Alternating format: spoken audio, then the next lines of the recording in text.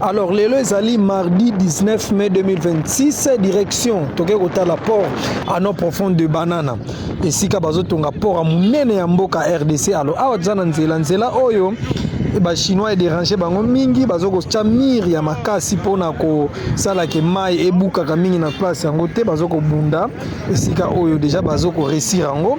Alors tozo kende skoto tiki nzela na direction na biso na kati ya port to comme déjà na mai nzela oyo yango bozomona oyo toza na kati ya port ningi to sabo nzela oyo yango nde ke siko kuna na kati ya port ba travers bazoko sala matin midi soir bazali ko sala pour misala ya port oyo kende vraiment mbangu. Alors, pour votre information, port oyo kozala très important pour un pays na biso RDC. Vous avez la machine ndenge zali ko sada na kati kuna tozokende bokomona makambo ndenge zali oyo zali sable oyo basala ki dragage pour na kotimo la penja place ba bato ko telema. Voilà, il y a plusieurs engins bazoko sala ba bureau déjà yango wana ba travailleurs ba telemi ba yambi biso. Nous étions très contents. Voilà, côté zaki boyetin pour na kola kisabino ke misala ya port kende liboso. Voilà, ba travailler bangwana ba telemi bazoko tana biso ko tozo kende siko na suka kuna sika premier ke ekozala.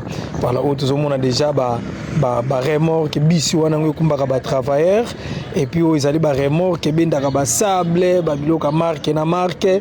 Voilà, wana ezali eloko damaka sable. Voilà, ngana za wana journaliste d'investigation Jackson Bambi, je suis là.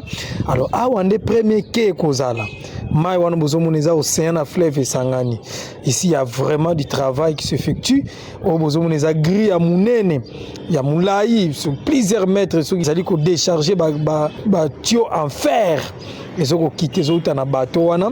Voilà, le grille c'est ça et eza grille mobile et tambola eza munene mingi ezoko kitsa ba matériel bozomona oyo. Alors le premier quai de 600 mètres c'est pour accueillir des navires de gros tonnage. Alors le port de Banana est le premier port en eau profonde de la RDC.